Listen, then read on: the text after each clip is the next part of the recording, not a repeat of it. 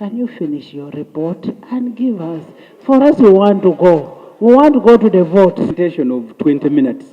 Can you finish? It is colleagues who are making it longer. Even me, I am tired. I want to finish. Madam Speaker, I want to stick to the report because this is important for the country. Please go, stick to the report. In January, about a month ago, State House came back to Parliament requesting to increase its budget by 234.75 billion for classified expenditure. You obedient MPs approved it, bringing the total State House budget for this financial year to 686.6 billion. They have come back again with another request of 367 billion, which, if you approve, will bring State House 2024-25 financial year's budget to 1 trillion, even before the year has ended.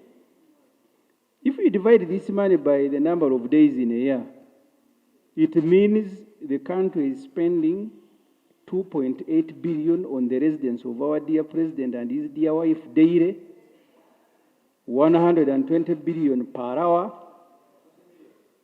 120 million and 2 million per second.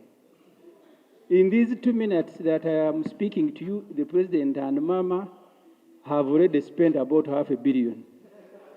Honorable members, you also need to take note that classified expenditure has become the code for siphoning taxpayers' money. State House was given 8 billion for classified in the budget. Order. There is an order for every sentence. Thank you. Thank you so much, Right Honorable Speaker. Right Honorable Speaker, you have clearly guided that His Excellency the President, General Kaguta Museveni, is not a vote. Is Honorable Ssemujju therefore in order to continue speaking about the President as if he's the vote? Can you please stick to State House or President's office? Is he in order to insist and continue misleading this House, misleading himself?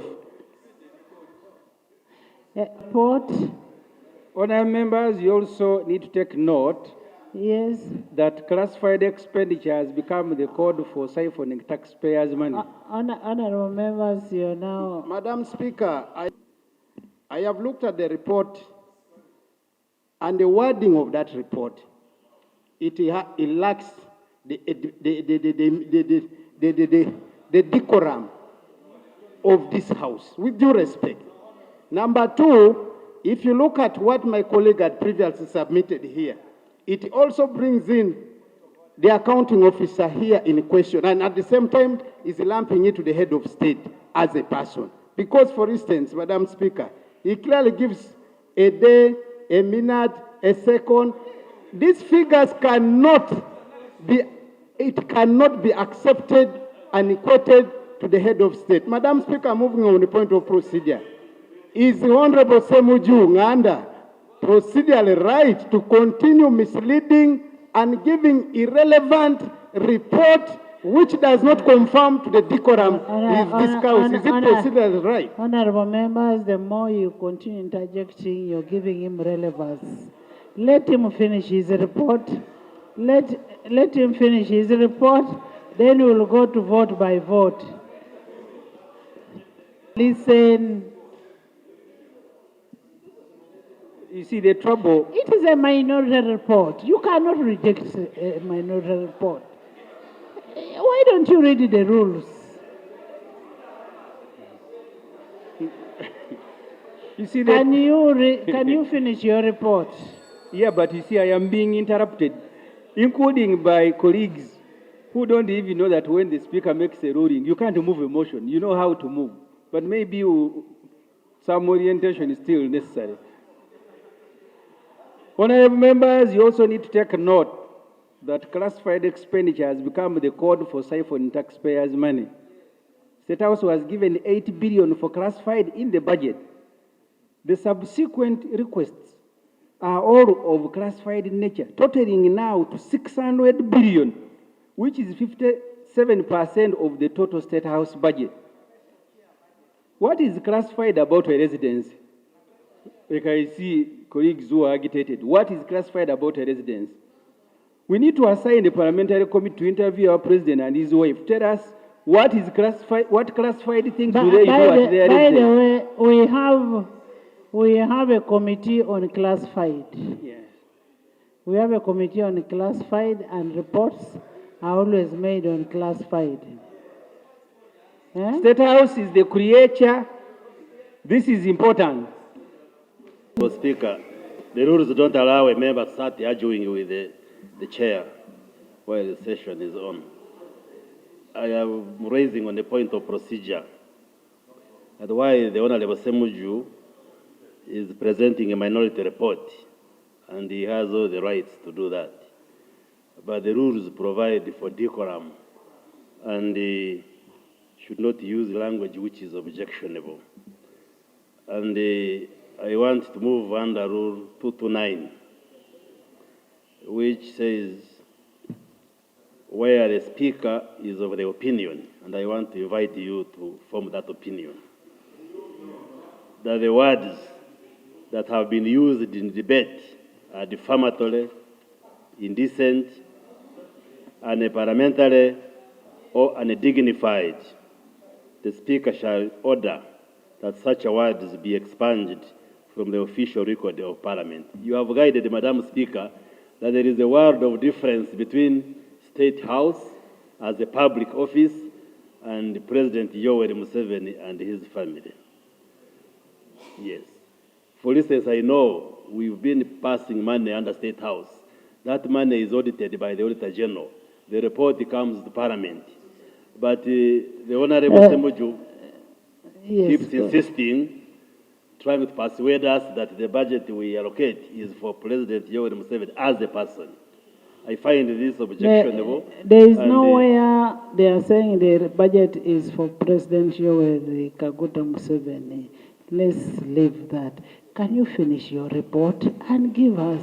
For us, we want to go. We want to go to the vote. Presentation of 20 minutes. Can you finish? It is colleagues who are making it longer. Even me, I am tired. I want to finish.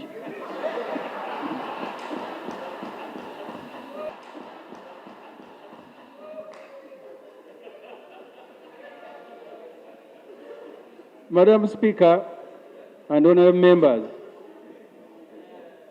State House is the creature of the emoluments and benefits of President, Vice President, and Prime Minister Act 2010.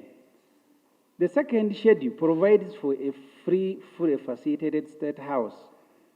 If you read the interpretation section, it even restricts the President to one wife, the interpretation section. I know you ruling party MPs love the President so much, but you have a duty to save him from himself and save the country from his family. Rubbish expenditure. So you mean he has how many wives? You know, I am reading a report. Now you're inviting me to debate. What you're asking me, Madam Speaker, is not in my report.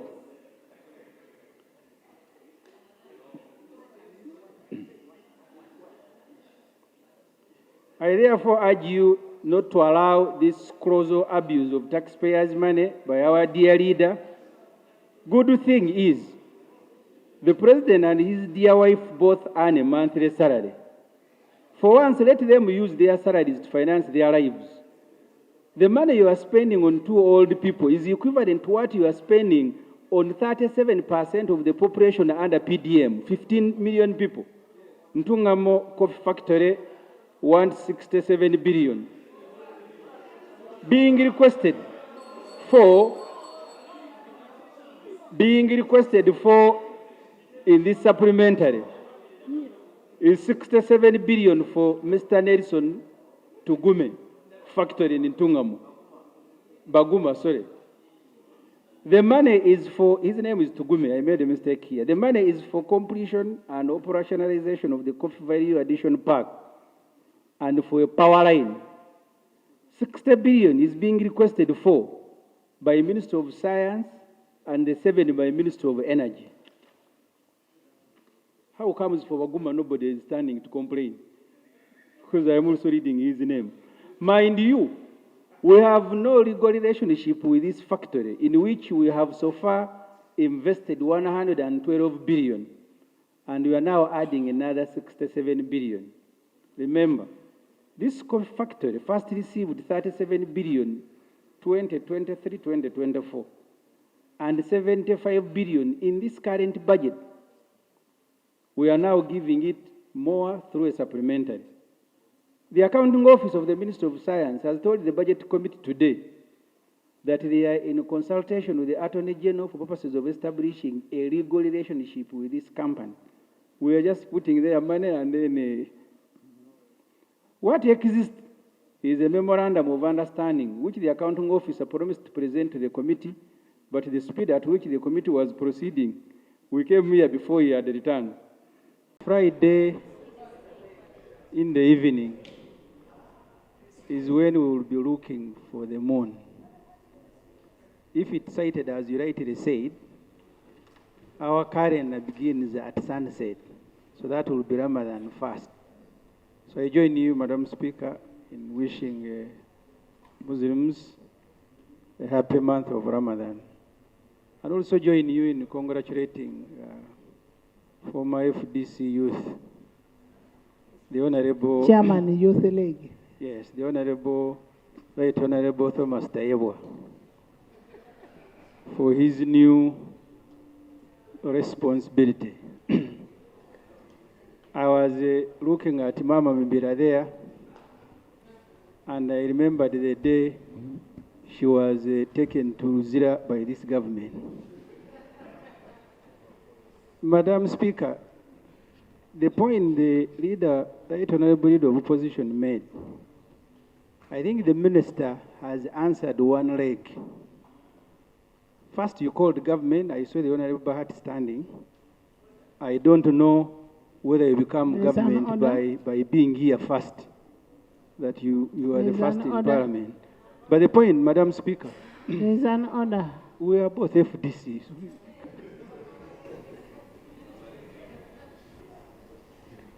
Thank you, Right Honorable Speaker. I just want, first of all, to congratulate the Deputy Speaker for the achievement and the appointment. On the point of order, my brother, Honorable Ssemujju. I want to look at your eyes. You know, you're covering your very beautiful eyes.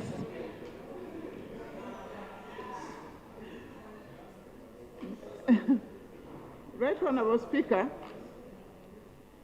my young brother here, Honorable Ssemujju Nganda Haji. Al-Haj is very much aware that I, Beatrice Atimanywa, Mama Mabira, I'm a member of the NRM. I contested, I'm a flag bearer, and I'm a serving minister in the government of the NRM. And he's alluding to his statement that I'm an FDC. Is he in order for him to continue dreaming that I'm still an FDC member when I'm NRM?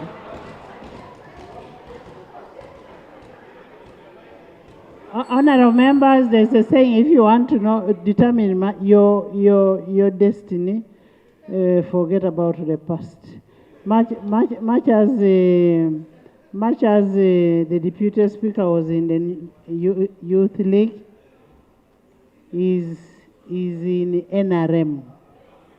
He's in NRM and is the Deputy Speaker of Parliament of Uganda, endorsed by none other than NRM party. So, having been there, forget my past. Let's look at the future. Madam Speaker, that you are also in FDC, I will forget. You forget. Since you have instructed me. Actually,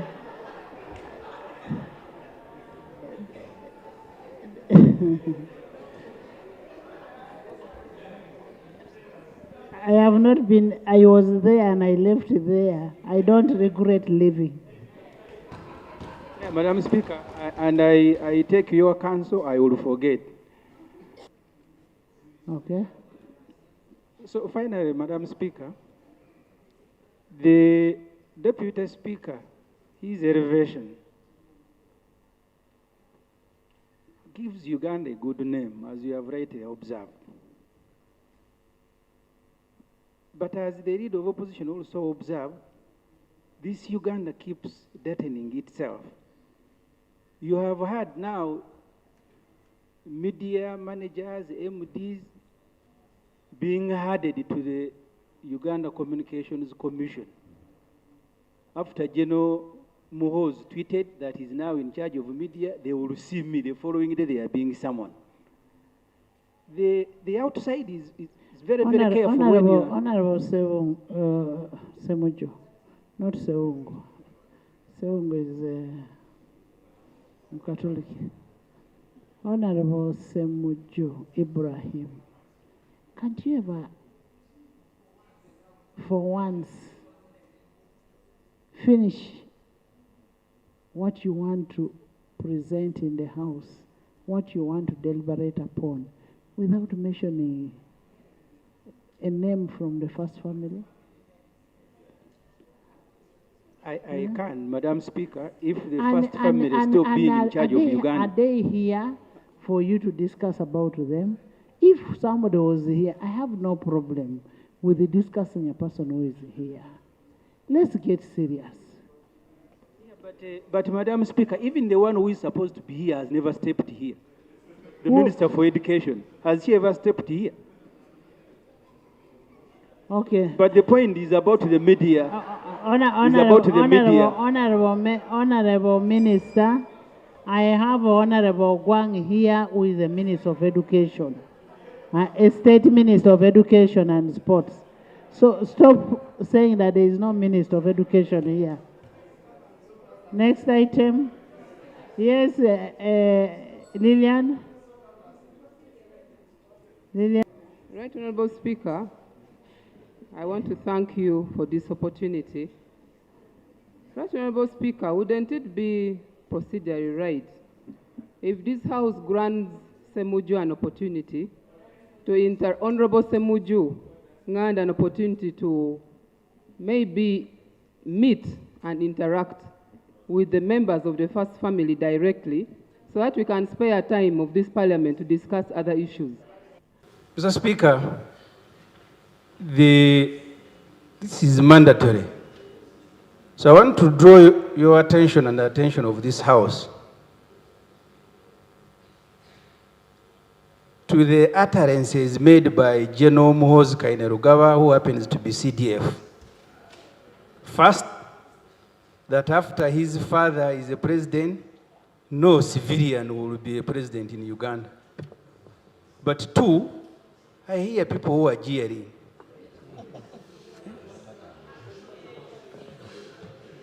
Two, that as a CDF, he has now endorsed the NRM chairman for the next presidential elections. These two issues go against the core principles of this constitution, that a CDF, a military officer, is endorsing a candidate of a political party.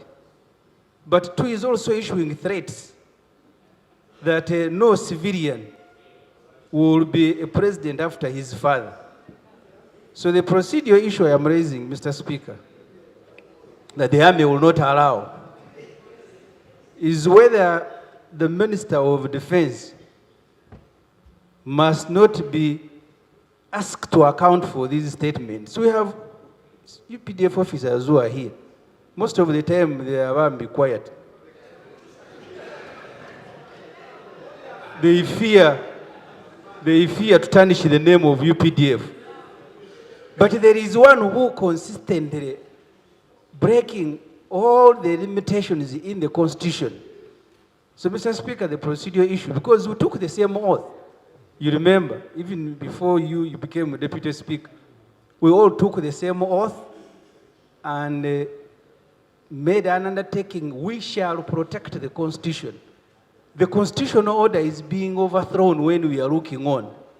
So Mr. Speaker, can you, using your power, ask government to explain why a particular UPDF officer can be allowed to overthrow the Constitution, announce which candidate to support, and issuing threat to civilian that he will not allow, or the army will not allow a civilian to be president in Uganda? Thank you. I was the shadow minister responsible for defense and veteran affairs in this parliament. And the Ministry of Defense, fully constituted, came and appeared before our committee. The Honorable Vincent Ssemujju, who was the minister, headed that delegation, supported by the state minister then, who is now the minister, Honorable Both, and then the CDF then, Honorable Mbadi, who is here. They came. I put this question to them. I told them that we have a serving military officer who appears to be above the law and is contradicting an act of parliament. When I began to ask the question, the Honorable Ssemujju immediately felt some cold and rushed out of the committee meeting here in parliament. The Honorable Oboth immediately took a phone call and said, I'm coming back, literally running away.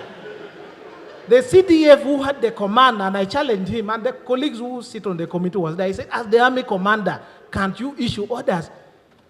The CDF Mbari said, do not cause me trouble. And said, please leave me alone. So the question we are dealing with. So why does Ssemujju want to cause us trouble?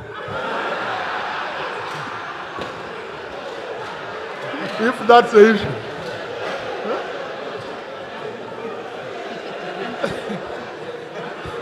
So, Mr. Speaker,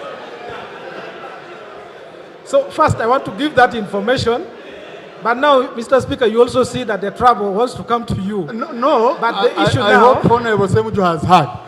Yeah, you've given him good advice. I pronounce myself twice. Number one, that this is a matter, if it violates any law to do with the UPDF, it has its disciplinary procedures. It will handle.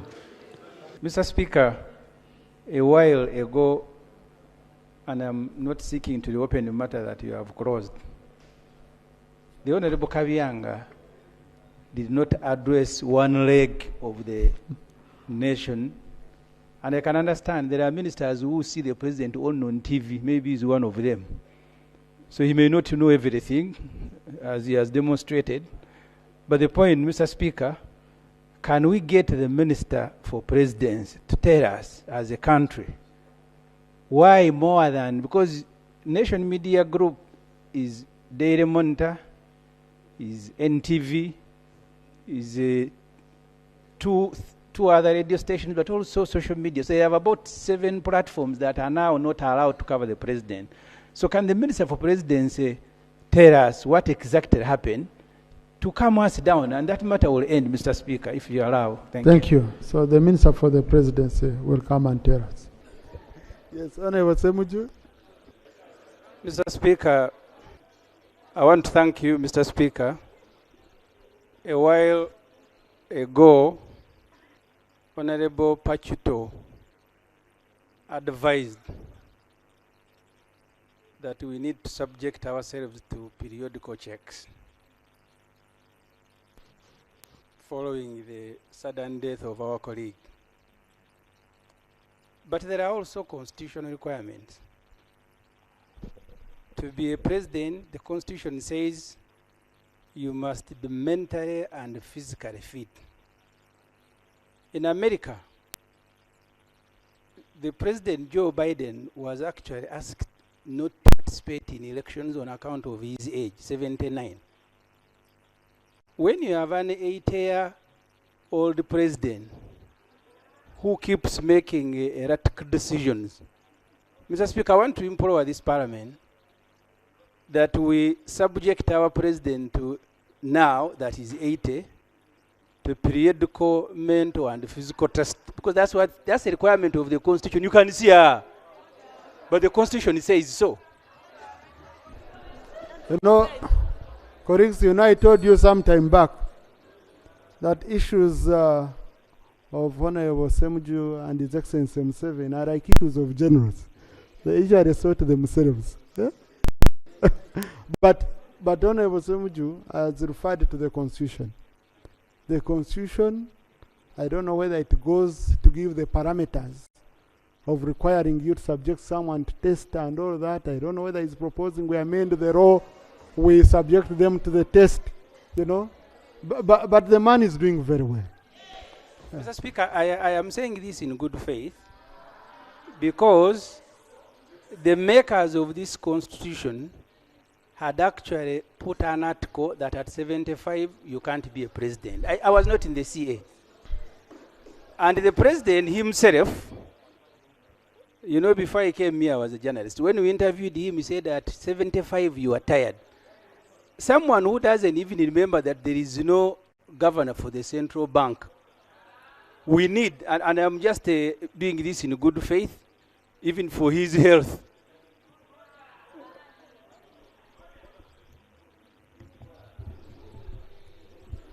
Thank you very much, Right Honorable Speaker and Honorable Ibrahim Ssemujju, for yielding the floor. From a medical standpoint, we have two types of aging. There is what we call chronological aging, which is a measure of a number of years, and what we call physiological aging, whereby you have seen people who are 60, but they are finished.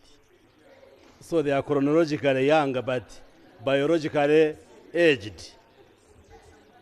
And I want to speak as a medical professional that President Yoweri Museveni may have chronologically clocked 80 years, but he is biologically young. And yes, and the spirit and letter of the Constitution is that it is the voters, if he presents himself or any other aged person, it is up to the voters to assess whether you are energetic to lead them or not. Indeed, I know the Honorable Ssemujju is a Muslim, but I just want to quote from the Christian Bible. If you read in the book of Job, chapter 12, verse 12, it says, wisdom belongs to the aged and understanding to the old. That's what the Bible says. So there is no problem with the age of President Yoweri Museveni. In any case, physiologically is very sound and able to lead. And indeed, there are many leaders who are above 80 in many countries. We can give you many examples. So, don't be worried. Do not be worried. If he offers himself, it is up to the voters. That's what the Constitution of Uganda says. So, Honorable Ssemujju, conclude. I want us to conclude. I want to thank the Minister for information. He actually only confirms that we need to do a test. That was his submission, to establish whether chronologically or... So we need to do a test. But Mr. Speaker, I am saying this, I want to repeat in good faith. You know, when presidents age, you saw what happened to Zimbabwe. Even family members begin taking national decisions. You saw Grace Mugabe. Procedure. These days you have seen the president, his son. Ssemujju, procedure. The same Honorable Ssemujju. Not the same. I only join you in thanking the Honorable Minister. One of the few ministers you will contact and he will respond. Maybe the others need to learn from him. And not just for a ceremony like the Honorable Hati does, that answering is just a ceremony. So the Minister of Internal Affairs will give you an explanation. You may refuse it, but he will. In the last election, we were supposed to begin with a prayer at Najanankombe. The candidate was kidnapped before 2 kilometers before Najana Nkumbi and taken. The Honorable Joel, they got nominated first. So as we were being nominated, they were being caned because they had finished the nomination. And these things are going to happen. See, that was a rehearsal. We are now under full military dictatorship, where the head of the family is grown old. I think he has, either the son has taken over the responsibility or he has assigned him. The son said in one of the tweets, in Rwanda, they write about him very well. In Uganda, journalists don't write about him very well. I will kill them. You've forgotten. So when you get beaten, and you see, don't make a mistake. They say sometimes he's drunk. He is not. He said in Rwanda, they write very well about him. Here, he will kill you. Now, a few months later, you're complaining that you were beaten in Kawembe. Didn't he tell you? So really, that's where you are, Shamim, and you journalists covering Parliament. You should have asked Obua, who is a government whip, why did they lock you here when we were beating MPs during the coffee bill debate? He says, yeah, but you the physical person, yeah, that's why I said, I entirely agree. That's why I said that all of us are victims, including you. So I meant it. That's why I'm saying you're a minister, but we are all in Parliament there. So someone else was responsible. So finally, I think we have a duty, because you're not going to substitute our citizenship. We have to continue fighting for our own survival, but also for the survival of the country. I salute you guys. You must take the risk. Don't give up. But also prepare everybody. I remember when journalists were being beaten in Kawempe, you call someone, the phone is off. You try to call the families. And then eventually say, no, we have now been dumped at the Kawempe police station. We are making statements. Statements about what? We don't know. So prepare, as I said, but please don't give up. Because we don't have the option to do so. But also be brave. One of the things that must happen on Press Freedom Day is to celebrate those who have been brave. I think collectively, if you are, there are things they will not want to do. But when you begin giving up, because for the first time in my adult life, I have never seen journalists, and I'm not blaming anyone, but abandoning a story. Like it happened in Kawempe, because now you have to choose between the story and life. This has never happened in my adult life. Museveni came here when I was 12 years and 4 months old.